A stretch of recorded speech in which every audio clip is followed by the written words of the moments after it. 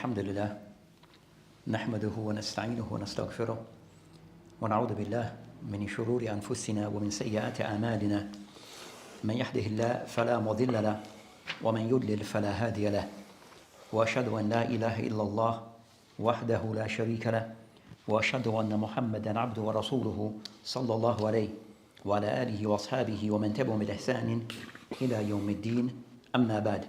So as we continue discussing the book Al-Mulaqis Al-Fiqhi by Shaykh Salih Fawzan Hafidullah Ta'ala, and we're discussing Kitab Al-Nikah, so matters that pertains to Al-Nikah and the different topics that go under this. So last week we discussed matters that pertain to As-Sadaqa, which is matter that relates to paying off the dowry regarding As-Sadaqa fi Nikah. So we covered some of those topics or some of those matters pertaining to As-Sadaqa. So the topic that follows next is what is titled as Babun fi al-Walimah fi al-Urs. So discussing concern of the ahkam that relates to al-Walimah, seeing that is attached to the Nikah, seeing that is attached to the Nikah, which is the celebration that takes place after the Nikah. So we discussed that what is mentioned here by the Shaykh Hafidullah Ta'ala. Aywa.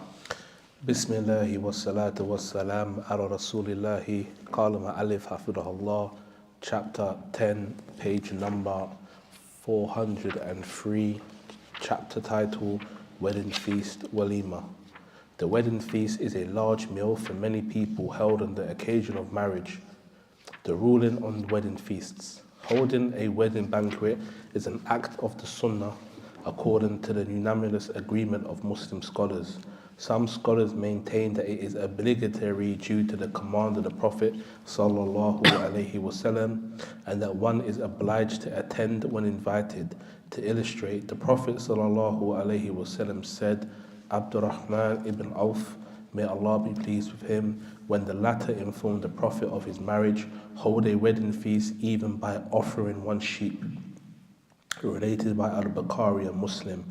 Moreover, the Prophet sallallahu alaihi wasallam himself offered a wedding feast when he married his wives Zainab, Safia, and Maymuna bint al-Harith. Aywa, alhamdulillah. So the author Hafidullah, he started discussing this chapter, which is a matter that relates to Walimah al-Urs, which is the wedding festival or that takes place whenever a marriage or when a marriage takes place. So first he discussed Al-Asl Walimah, discuss matter pertaining to what is meant by Walimah. So what is meant by Walimah, or what is defined as Walimah. So he discusses what is mentioned linguistically regarding Walimah, which is Tamamu Shay wa Ijtimahu, which is the completion of something, and also Ijtima, and something that everything going together. Then he discuss, Al-Ulama discuss regarding Al-Walimah, that Walimah at times of the Fuqaha, they define Al-Walimah, which is given a more general meaning, which is any form of gathering. So any form of gathering or a festival that take place is called a Walimah. So any form of gatherings where food is served is considered to be a form of Walimah, whereas the ulama of Luqa, that they more restrict Al-Walimah, the word Walimah, more so regarding the wedding feast. So they see that Al-Walimah is the type of food that is provided regarding for the wedding feast. So that's concerning, and the ulama, or that the view of the Ahl Lugha is more correct than that of the Fuqaha. Then Shaykh Hafidullah, he discussed next regarding of those matters, the Walimah, regarding Hukum al-Walimah. He discussed Hukum al-Walimah, as he mentioned here, أنها سنة باتفاق أهل العلم. So of the things that he mentioned, or the Hukum regarding Walimah, that the Shaykh, he states that it is Walimah, that it is باتفاق أهل العلم, that's an agreement between the ulama. They mentioned that so of the ulama, An-Nawawi, Qadi Iyad, Ibn Abdul Barr, that by their statement it indicate that the Walimah, it is something which is Sunnah Mustahab or Sunnah Mu'akkada, and that's an ijma between the ulama. But they have mentioned that the reality that's not the case. It's not an ijma between the ulama that the hukum of Walimah is Sunnah Mu'akkada or Sunnah or Mustahab, that majority of the ulama, they take the position that it is something which is Mustahab regarding the Walimah. But there's a second view. So there's a second view of the ulama that take the position that the Walimah is wajib. So there's a position of the ulama that there's a position of the ulama where it is that they see the walima as something that is wajib. It is wajib by way of the hukum. And of those who take this position I mentioned is the matter of the Zahiriyah, also of the view of some of the Shafi'iyah and Hanabila and others. So regarding them mentioning that it is something which is ittifaq, then that's not the reality. There's a khilaf between the ulama on the hukum of al-walima, where it is, as we mentioned here, those who mention it is mustahab, and those who mention it is wajib. Aywa. The time for offering a wedding feast extends from the time of concluding the marriage contract until the end of the wedding days. So that's the next matter to discuss. They conclude. That's a sentence. No. Then I mentioned that, so that matter mentioned that what, so when I mentioned the hukum, as to what's the ruling pertaining to walima, then the next matter that they discuss is the matter regarding waqtu. What's the time for the walima to be done? So al-walima, so waqtuha, that they discuss as to when is the time or the most suitable time for the walima. There's 4 aqwal. So as regarding specifying when is the walima to take place, that of the ulama who mentioned عند العقد, that is to be done soon after or the day that the wedding, the nikah takes place, then the walima takes place. So one after the other. So one takes place after the other. So the act and nikah will take place first, then immediately after, then one will do the walima, which will be like on the same day, same occasion. And that's the position taken by the Malikiyah. Then the second position I mentioned, to note that with the walima, the nikah is a form of kind of somewhat to publicize. So the walima is to publicize the act and nikah. So it should take place soon after. It should take place immediately after the act and nikah. The second position in the dukhul, that the walima should place after the person have had or when the person to have intimacy. So upon having intimacy, then it will take place around that time that one is about to have intimacy. Or then I mentioned ba'da ad-dukhul. So those who mention it should take place after one have intimacy. So the walima should take place after having intimacy, or that they have intimacy with the intimacy. And the fourth position, that they have a specified, is what the Shaykh mentioned, that there's no specific time, that from the time of itla, it could be done from the time that the person have gotten married up until they mention intiha ad-dukhul, until the person have or after having intimacy. So that's the aqwal between the ulama as to when the walima to take place. But as soon after, then that's better. Soon after, that's better to be done. Aywa. And I go back to times, maybe to the urf, the custom of the people regarding how soon after the walima takes place after getting married. Aywa. It can be held within this period. As for the amount of food offered in a wedding feast, some faqirs view that it is not to be less than 1 sheep, and that the more the better. They base their opinion on the above mentioned hadith in which the Prophet ﷺ said to Abdurrahman ibn Auf, hold a wedding feast even if by offering 1 sheep. This is to be done when one is able to afford it, otherwise the wedding feast is to be held according to one's financial capability. Yes, so the next method is the third method to discuss of matter regarding al-walima, regarding miqdar al-walima tul-urs. So what is the amount of food to be provided? So what amount is to be provided? Of the fuqaha that mentioned the least to be provided is that of a sheep. So the person slaughter a sheep, that's the least to be offered as the walima. And I mentioned the case regarding Abdurrahman ibn Auf, when he got married, the Prophet ﷺ said to him, awlim walau bishat, that for you to have a wedding feast, and even it is that of a shat, even that of a sheep. So they mentioned that the least that the Prophet ﷺ mentioned to him is that of a sheep, or what was mentioned to him, that of a sheep. So they mentioned that that's the least, that's the amount. But the other mentioned that according to the person's ability, so the one who can afford a sheep and more, that's ideal, not to go beyond this. For those who cannot afford this amount, then they give according to their ability. They give according to their ability. Aywa.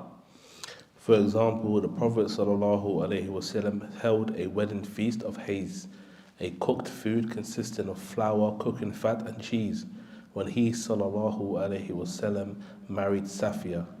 This indicates that a wedding feast is sufficient to be held without slaughtering a sheep. Okay, so the next from that case of the Prophet regarding as-safiya, regarding that marriage, that what was offered as a part of the wedding of the walima was something which is simple regarding, so it was less than what is said to be that of a sheep was offered. So it showed the permissibility of this. So the person, each according the one according to one's situation, regarding financially what they can afford. Aywa. Extravagance in offering wedding feasts is impermissible.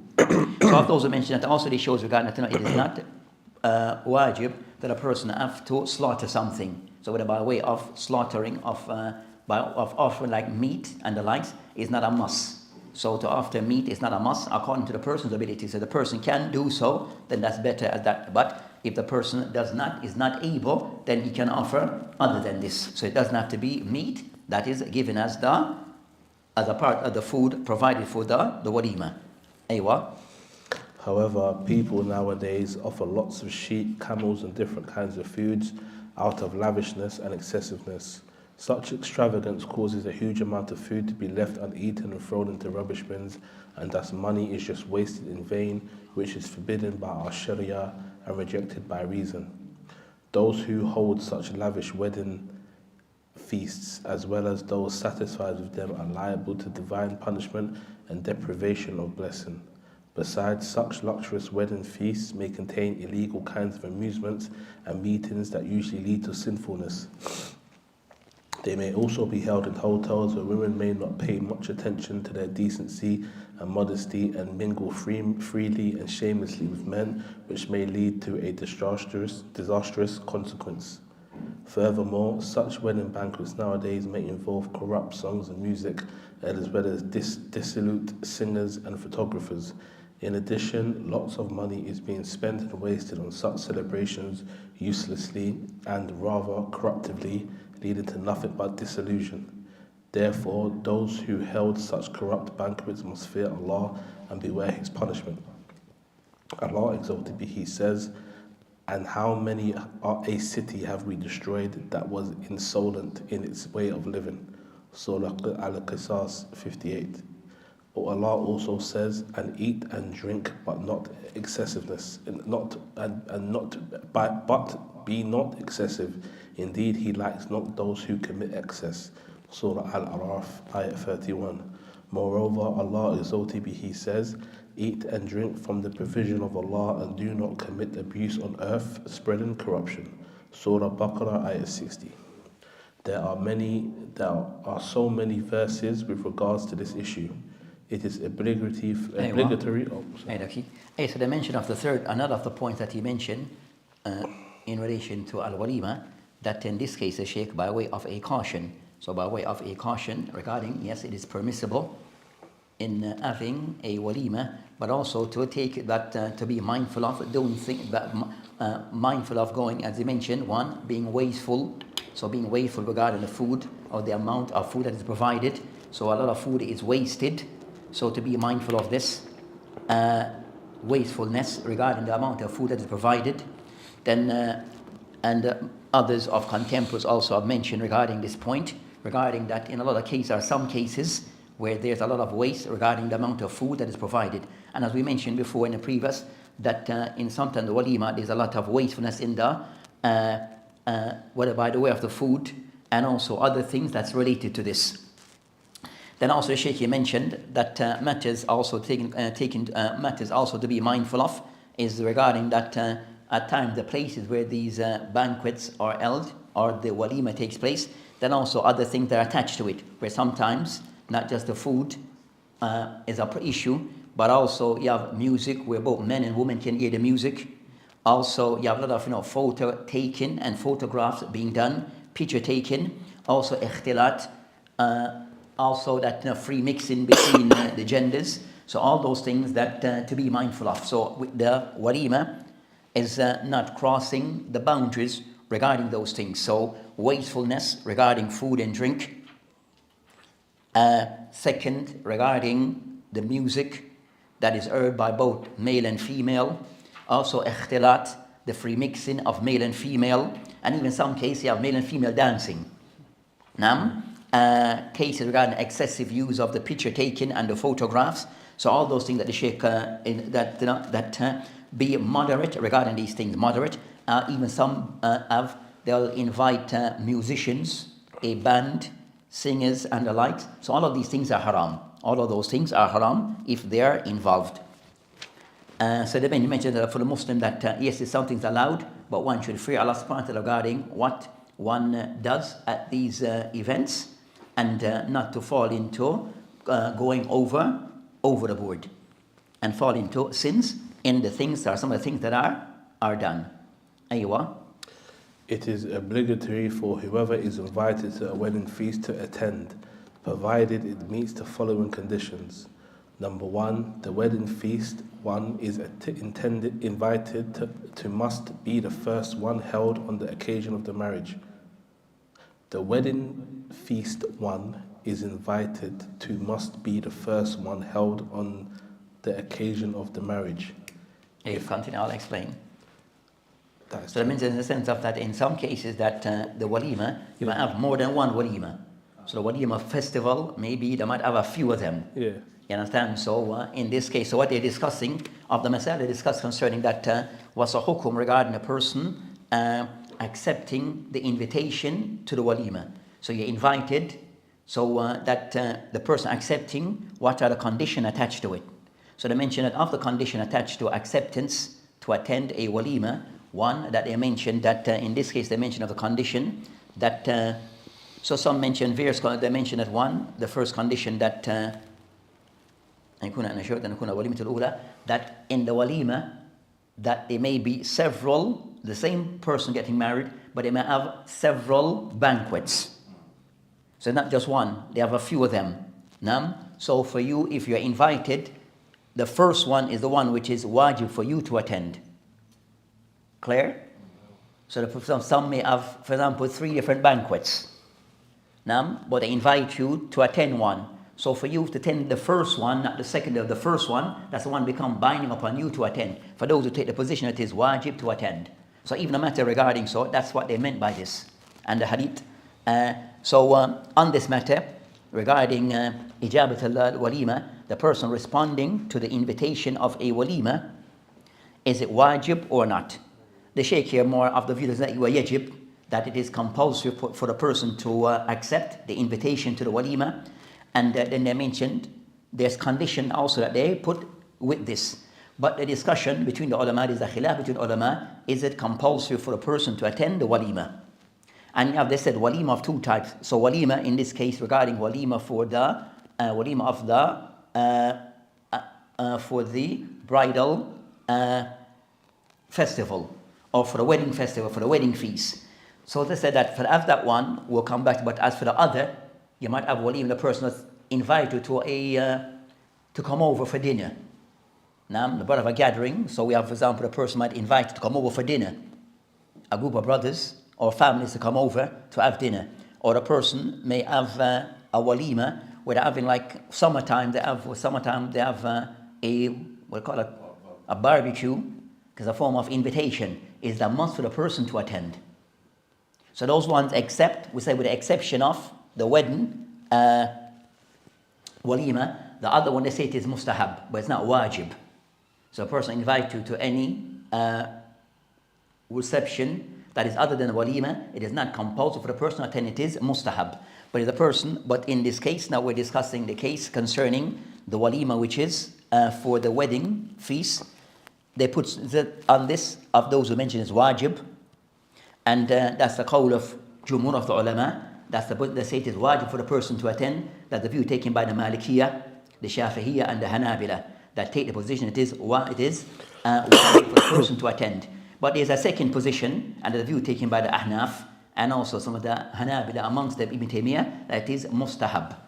So even for the wedding festival of the ulama from the Ahnaf, who take the position, it is mustahab for a person to attend, is not wajib. And also Ibn Taymiyyah is of that view. Ibn Taymiyyah also agrees with that view. And of contemporary Sheikh Qatlan, so Sheikh Sa'ad Qatlan, that they were concerning that al-Silsabil fi Shar al-Dalil, that also come to the conclusion it is mustahab for a person to attend regarding if you are invited it is mustahab for you to attend, but it's not to the level of wajib, contrary to the view taken by majority of the ulama.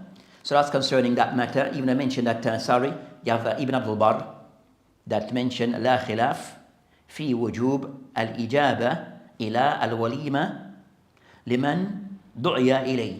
So he mentioned أو دعي إليها, that Ibn Abdul Barr rahimahullah I've mentioned is لا خلاف. There's no difference between the ulama that it is compulsory for a person to accept the invitation to the walima if he is invited. But says no, that he said لا خلاف بين العلماء, but there's actually a view that says otherwise. There's a view that says otherwise, which is of those the Ahnaf and also Ibn Taymiyyah of the Hanabila, who somewhat take the position it is not compulsory that a person has to attend the walima. But for those who say it is wajib, then they mention their condition. Aywa? If it is repeated on the occasion of the same marriage, one is not obligated to attend more than the first one. The Prophet ﷺ said, holding a wedding feast on the day of the wedding, on the first day of the wedding is a duty. On the second day is a good practice, but on the third day is a sign of hypocrisy and ostentation, related by Abu Dawood and others. So that hadith they mentioned here, as for that hadith they mentioned regarding the al-walima, أول يوم حق, ثاني معروف, والثالث رياء وصمة. That hadith they mentioned in the Abu Dawood. So that's the proof regarding that shows that the permissibility that the person should attend only the first. So showing that also you can have several of the walima for the same couple. They mentioned the hadith in the Abu Dawood, but they mentioned isnaduhu da'if. So there's some discussion regarding isnad, but the isnad is weak. Based upon, you have Abdullah ibn Uthman al-Thaqafi is majhul, and also Zuhair ibn Uthman. So you have those two narrators that are said to be mutakallim fihima, that they are spoken about. So you have two narrators in the hadith, in the isnad, that they are spoken about. So the hadith is considered to be weak. And also you find likes that al-Bayhaqi rahimahullah, Naql al-Bukhari, that Imam Bukhari rahimahullah mentioned la yusah isnadu, that hadith is not authentic. That Imam Bukhari mentioned la yusah isnadu, that isnad is not authentic. And you find that also of contemporary, that Sheikh Albani or Sheikh Arnahout, they all hadith to be da'if. Aywa. Question. How do you generally want us to follow these opinions? Shall we go with the Jumhur for a layman person? Or shall we go, like you mentioned, Sheikh Ibn Taymiyyah, Sheikh Islam Ibn Taymiyyah opposed it, Sheikh Albani opposed it. How would Sheikh you want us to? No, so that ulama said the Ahnaf and Ibn Taymiyyah and you have some of the Shafi'i that say it is not wajib, it is muslim. But sometimes in certain matters I don't per se mention what is said to be qawl rajih. What does it mean? Correct, if you are somewhat mention the aqwal that are there. So sometimes the persons are aware of the aqwal. So the ones who say it is wajib, the ones who say it is mustahab, they ensure that it is highly encouraged to attend. Where the person, if he leaves it, saying it is the one who says it is mustahab, if the person did not attend, then there is no sin upon him, right? But highly encouraged for him to attend. The one who says it is wajib, that is if you fulfill the criteria they mentioned, that if these things are in place, you are not to be absent. You must attend. And if you didn't attend, then you're sinful. But we said with these conditions, but they put conditions in place. So you have to say it is wajib. It becomes wajib if you fulfill the criteria and the condition that they have set. So see, do I fulfill those criteria? If you do, then yes. If you don't fulfill it, then it is not wajib for you to attend. So at least the person should make effort in attending. It could reach to the extent of wajib in some cases. Could extend to wajib in some cases. Aywa. Sheikh Taqiyuddin said it is prohibited to offer food and slaughter animals extravagantly as a wedding feast on the rest of the wedding days, i.e. other than the first one, even if it is a custom or a means of spreading joy among one's people. If one holds it repeatedly after the first day, one is to be discretionarily punished. Number 2, the host must be a Muslim. So the second condition, that the host, the one who's having conducting the banquet, that they are Muslim. So meaning consider mention if the person is a kafir, that's that in general that it is not compulsory for you to attend they accept their invitations for things of food and the likes for their celebrations. So we have the kafir, and also second the person who's that they'll mention the third regarding al-awsat. So the general case concern the person has to be a Muslim. So the person is a non-Muslim, a kafir, then the person is not compulsory for you to attend.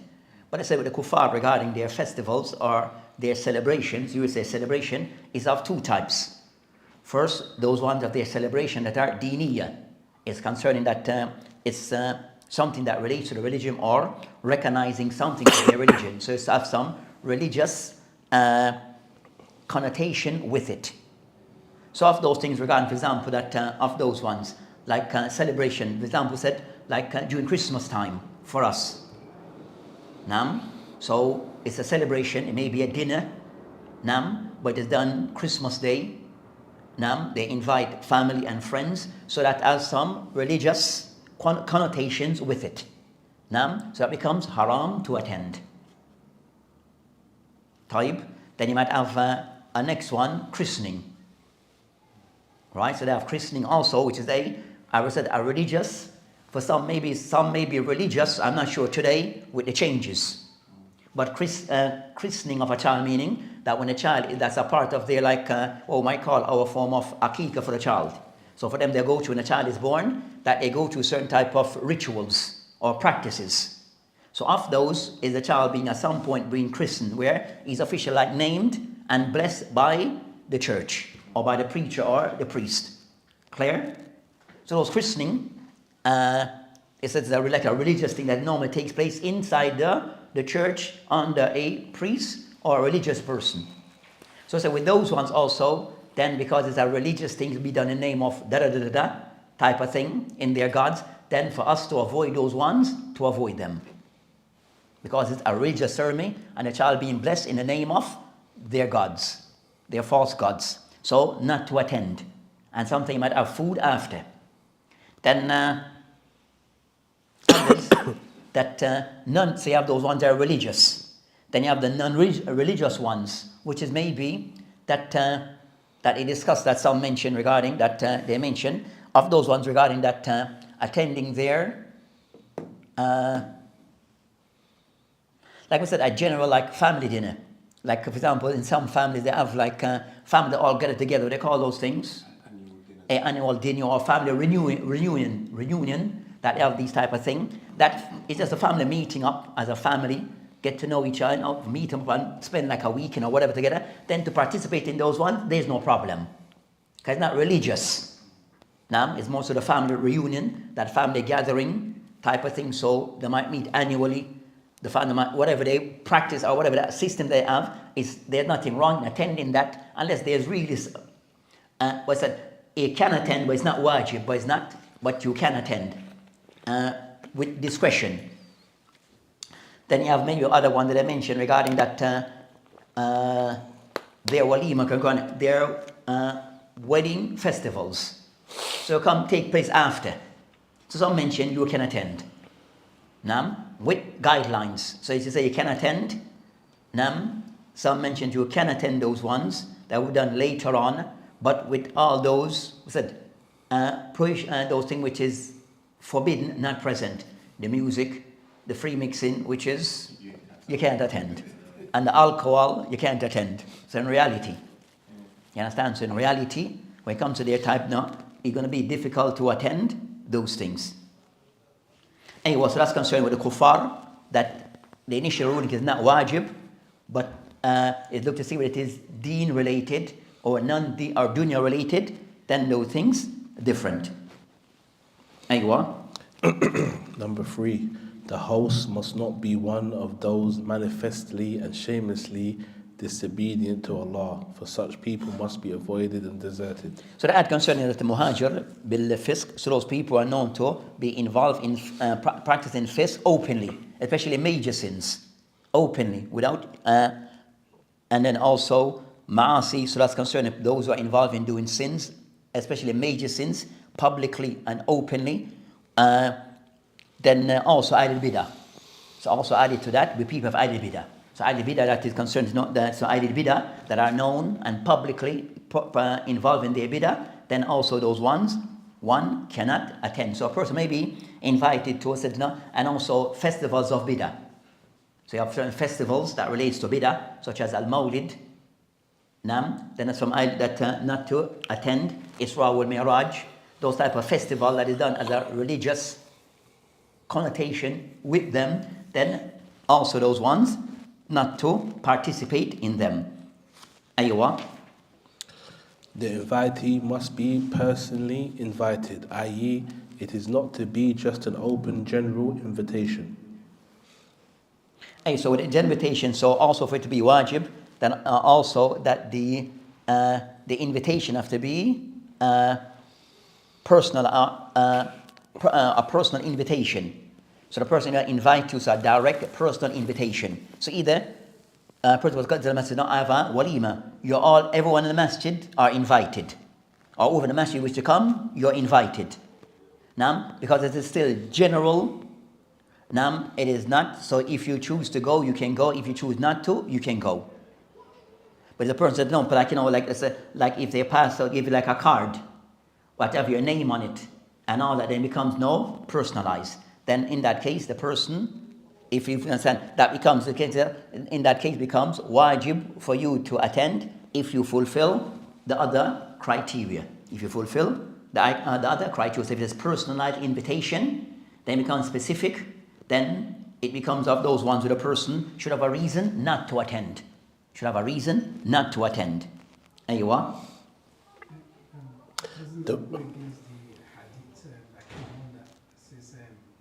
What kind of food is that of the wedding feast, to which are invited those ignoring it? Like basically some people that because they have local, so they get invited, and the poor doesn't get invited. So yes, I'm saying if there's others that becomes wajib to attend with looking at all other factors. You understand? So the case where that the person only inviting certain people and disregarding others intentionally, then that also will weigh into it being something where you may not need to attend. Clear? So looking at all the other factors. So even though you may be personally invited, but there's other factors that may cause you not to attend. I'll give you a reason not to attend. Aywa. The wedding feast one is invited to must be void of anything unlawful, such as intoxicants, singers or songs, music, etc., as happens in some wedding banquets nowadays. That's outside.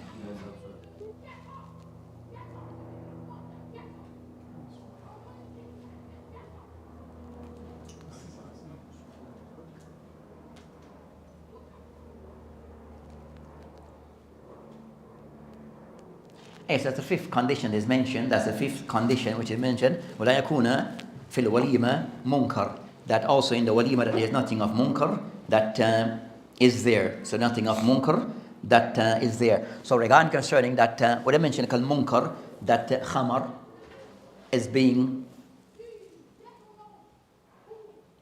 khamar, music, and those things. So things of munkarat that are clear. So if those things are present, then they mentioned that one, then it becomes then that of the condition that condition, if that is there, then also of the reason for the person not to attend. But I mentioned that in a tafsil.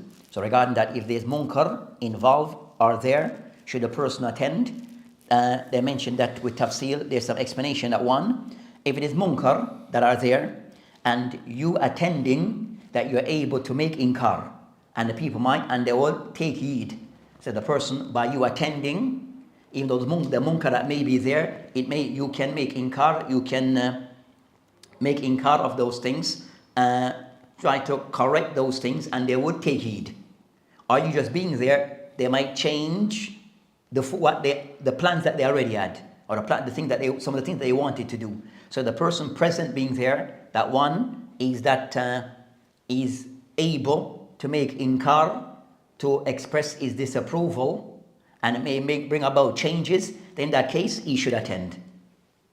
In that case, the person should attend. And I go back to each person knowing themselves and their ability and the environment, where the person believe that them being present, and if things are wrong that is being done, that they can speak out against those things, and people take heed, and things will go right, then that person, he should attend. But the person, second case, the person believe that them being present, and those things of munkar, evil, will be there, and they're unable to change anything. If they speak out, it won't change anything. Or a person, if I'm there, I'm going to feel somewhat shy to say things, then for that person not to attend. That person becomes not for them to attend, because it's going to be evil, and they'll be involved in those, or witnessing of those evils. So that's concerning the tafsil regarding munkar being present. If the person can make change, then they go. If they cannot make change, not to attend. Aywa. If these conditions are met, the invitee should attend the wedding feast, for the Prophet ﷺ said, "The worst kind of food is that of the wedding feast, to which are invited those ignoring it, i.e. the rich, and from which are forbidden those keen on coming to it, i.e. the poor. He who does not respond to the invitation of the wedding feast has disobeyed Allah and His Messenger," related by Imam Muslim. Yes, that's concerning the evidence regarding the person that not attending certain type of walimah due to that invitation only for some, with the exclusion of others, where the invitation is only for the rich and with the exclusion of the poor. So they use the hadith here concerning regarding this matter, that hadith they mentioned, Rawahu Muslim. But there's some discussion regarding this hadith. There's some discussion. So we've said that, as we said before, in Sahih Muslim and Bukhari, that there's a few hadith that are somewhat discussed. So with this hadith, there's a slight discussion on this hadith. We find that most of who have mentioned this hadith, that they have mentioned this hadith as a statement of Abu Hurairah. So most of the books of hadith that have mentioned this hadith have mentioned the statement of Abu Hurairah, not that of the Prophet ﷺ. So you have a khilaf between the ulama. Is this statement go back to the Prophet ﷺ, or it goes back to the narrator Abu Hurairah? So it said many narrations of the hadith, it mentioned, Imam Bukhari mentioned as a statement of not the Prophet ﷺ. But Imam Muslim, in one of his narration, you have other narration, but in this narration only, so Imam Muslim, he mentioned the hadith with the same meaning, going back to the Prophet ﷺ, but with this narration that he mentioned as mentioned the one that are straight, that he mentioned others, then this one I mentioned this last. And I mentioned Imam Muslim rahimahullah of his method of his book. Sometimes he may mention hadith which is daif, or there's some question around the hadith that you will mention hadith last, as to bring your attention that this hadith, it has some question sign around it. And some you do the last hadith. So the other hadith somewhat will be going in contrary to that one, or it have a little difference in it. Some words that are not mentioned, others that are already what was previously mentioned. And you find these cases a few times he does in his book at times. So the other hadith is on the same, discussing the same thing, but the last one somewhat a bit different from the others, indicating that this hadith have some question sign on it. No, said not in every case. He may do that at times. So he may do this at times. That so they mentioned this hadith is of the last on that series of hadith covering this topic, but it mentioned things that are not mentioned in others. So of the discussion, is it actually a statement of the Prophet ﷺ, or is it a statement of the Prophet of Abu Hurairah ta'ala anhu? So many that even find that they have mentioned that Ad-Daraqutni in the book Al-Ilal, where when he mentioned as-Sahih mawqufa, that is what is authentic, and the more correct view is that this narration, this rawaya, it is mawquf. It is mawquf upon Abu Hurairah anhu. They mention wal huffaz, يرجحون الرواية الموقوفة. And most of the great scholars of hadith, that they take the position that what going back to Abu Hurairah, it is more correct. It's the more correct version of the hadith. So you have that discussion regarding that hadith. Aywa. I may have missed it. But did it mention anything about the makan of Walimah? In About the makan, where it should be. Does it have to be here? Does it have to be there? Does it have to be in the masjid? Does it have to be not in the masjid? In this discussion, he didn't share the author, didn't mention that discussion, but it's a discussion between the ulama. Or you have some hadith about it. So you have some hadith about concerning that some hadith mentioned what with the masjid regarding concern the walima or nikah. But they said that they mentioned that so some mentions that, but there's no specific place. Now, was that not sometimes is in our environment, normally in Muslim country, that the walima is not held. It have like banquet halls or hall for walima or a specific building for that purpose. But in the masjid, with the masjid we discuss, it could be done in the masjid like a special place in the masjid where food are provided, but it will mean that like the duff, the singing and all those things cannot take place. It has a restriction. If it's done in the masjid, it has certain restriction. If done like in a public hall, then other things can take place. The normal practice can take place. So obviously on the back of that there will be forbidden places, places which it's forbidden to do as well. Such as? A place which is like a place of worship for another group of people, for example, I don't know, like Hall in the church or something? Hall in the church. No, in a church or like I said, the asl of things is that it is mubah, unless I said to have the walima anywhere, the asl is that halal, until there's something to say otherwise, right? So it said that otherwise would be either there's something something specifically wrong with that place. You understand? So if it's that, so if it would be, that was traditionally known, the Muslim wouldn't do their walima in a church. You understand? It's not that, and the church wouldn't just accept you like that. You understand? Then also, if the person said that some churches may have a part of the building that they have like a hall for public use that anyone can rent. You understand? So the person might rent that area in the church, or part of the church. You understand? Then it would be, is that the best place to do it or not? Yeah. Last resort. Yes, that would be, you understand? So that would be your first option. Maybe that's your last option if you can't find anywhere else that is suitable. But so as for the place, the general concern that walima, the most place, what is done like with us in Muslim country, you have hall that it is done banquet halls, or in people homes. With us over here, it is done, or people do it in hotels. So those type of places it will take place.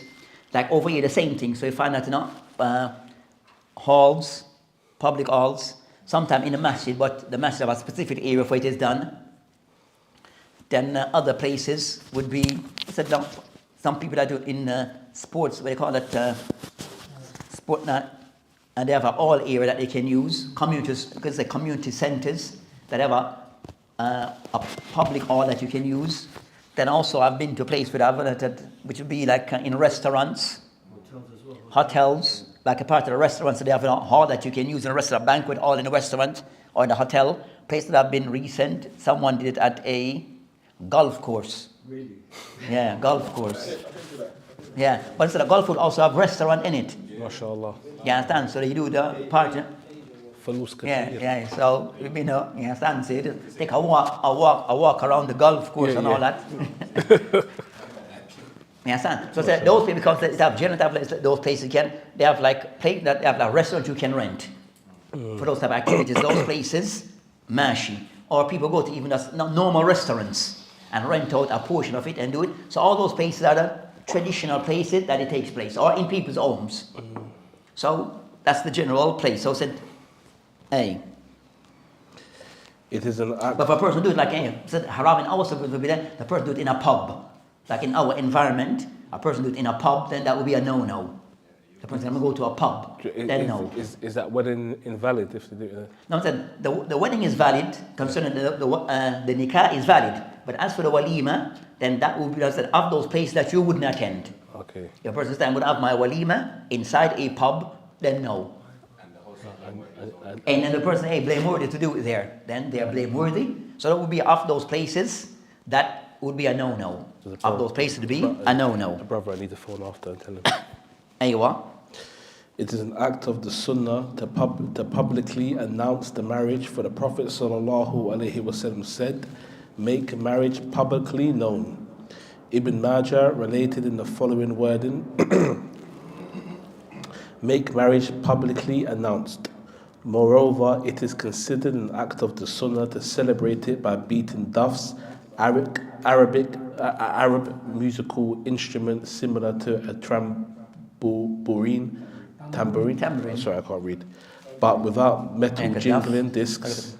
The Prophet ﷺ said, the distinction between what is lawful and what is prohibited while celebrating a wedding is the permissibility of the voices of the people while making the marriage publicly known, and the duff at the marriage ceremony. Related by An-Nisa'i, Ahmed and Tirmidhi, who deemed it a good Hasan hadith. Yes, the hadith is going to have some discussion, but the hadith, At-Tirmidhi rahimahullah and others al-Hakim authenticated hadith. So with this discussion, they mentioned of the next matter regarding one, that publicizing nikah and the walima. So those things that, so that concerning publicizing, that in a sense of it not done very secretly, that no one knows. But as for how, to what extent you publicize, it varies one person to another. So how much you publicize the walima, so it varies. So the last one I said that like one will have been to some regarding the walima, that some different places. So of those ones where that, and that's I said, publicized said the nikah takes place, then immediately you have food is given, but that's not the walima. But you have with no food, 3-course, 4-course meal. You understand? But that's for the nikah, and that's over 120 people strong. And that's just family. That's close. That's family members from both sides. MashaAllah. And maybe close friends. But that's not the walima yet. Yeah, subhanallah. So that's the understand. So that's the understand. So it'd be the nikah with the you understand? What am I call it? Dinner. With the dinner, but that's not the walima. The walima will come after, and that will be like hundreds of people strong. Can I ask you something? Why is it not walima? You can argue the nikah and walima. No, that's what. In the sense that the walima, because in the custom of those people, they don't see it as walima. So traditionally, that's how in their system of how the nikah takes place. They say, so when they get married, the day they get married, they would have traditionally, according to custom, you would have a dinner after. Yeah, go back to urf. We say go back to urf. That's some hadith mentioned. You can have more than one. We call walima, meaning gatherings. All right. So they said that, but in that practice, that custom practice, that you have the nikah is done, and then a dinner right after. So like in the evening, nikah takes place 5 o'clock. Then by 6 o'clock is dinner. And that will be just for family members, but that will mean hundreds of family members. Then that's for family members. Then the one for the general public will be the walima. You understand? In some it will be like a week or 2 after, they'll have the walima for the entire village. For everyone else, for the entire village. You understand? So that will be 100 strong people, 1,000 strong people. So yeah, so that's concerning that matter. So that's completely mentioned. That so after thing they mentioned that so with nikah generally that it should be done public. That varies regarding the side, and the walima should be more publicized type of thing. That also the thing that it shows in hadith that it mentioned that of the thing that the woman, so of those things that allow for the woman to beat the duff, so it's allowed for them to have some merriment. inside the Walimah, and with a woman that that they can beat the duff, which is a type of music can be played amongst them, and that's only for female. With a man, no. So with the duff music, there's no music for the men, only for the female. And also the female that they are allowed to like dance a little. A little bit. That they can dance. A permissibility of them to dance, but without those things. With those things, we said which in a decent way. So even the music concerning, if there's music that is played or said, it should not be lyrics that are vulgar. Wouldn't be those type of vulgar lyrics. And you know what I mean? So, like what? So the lyrics can go with the duff. It can go some the duff, but the lyrics shouldn't be vulgar. Yeah, so what I'm saying, comes with a woman, concerned that the Sharia allow for women when they meet, that for them to be more, it's more relaxed with them as an entertainment than that of men. You understand? So they are allowed concerning music when they meet, and a little dance between themselves, but said that not in a vulgar way. So when you say music, you mean the music is related to the beating of the duff? Hey, go with the duff. So it is the duff. Hey, the duff is that. The ulama mentioned some they mentioned that some mentioned the duff as a form of musical instrument, which is without all the other instruments. Some say with it. Without the others. Okay. Some mention only just duff. Some mention the Prophet only mentioned Islam only mentioned a duff. So it restricted to a duff. Where some I said other, but without too much of the. You understand? Some music, kind of some indicating music, but in a conservative way, in a measured way. Right? So you have that discussion, but can someone give that with a female a little leniency regarding them? Use the word partying. Nam? But if they are together with men and women, then no. That'll be only restricted to female. Only restricted to female. Anyone? Is there any discussion from the ulama about honeymoons? Going away for honeymoons after. And that might come later. Now that comes to with the thing regarding the author Rahimah Hafidullah, he didn't discuss a few matters. Not because even some will discuss concerning with the matter regarding what he will discuss concerning adab al-akl wa shurb, because a lot of eating and drinking take place. So they'll go in detail in discussing those matters after this or alongside with this type of thing. And also concern that the Prophet is concerned of those who may give some leniency regarding we call it honeymoon after the Prophet mentioned that a person spending time with his new bride for, if she's a new bride, 7 days, and if she's previously married, 3 days, type of thing. So kind of someone should know that that's not, and without any, you can spend that time as you see fit. So if you want to go away or you want to stay home, according to how you deem, as how you deemed.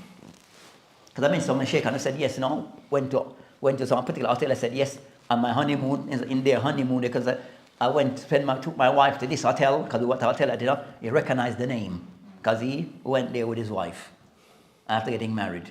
MashaAllah. So I said, depending on, I said, those things go back to, hey, we're off? So those things go back to the sense that to say it's haram, it's the asl that is mubah until there's something to say otherwise. So that inshallah ta'ala, as we mentioned, the Shaykh, that's what is mentioned regarding this matter, so that inshallah ta'ala will end for today. Wabillahi ta'ala tawfiq. Can you clarify what the men can do? Just sit and talk between themselves and eat food.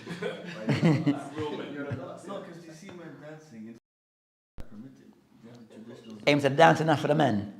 Dance enough for the men. The men just sit and eat and talk between themselves.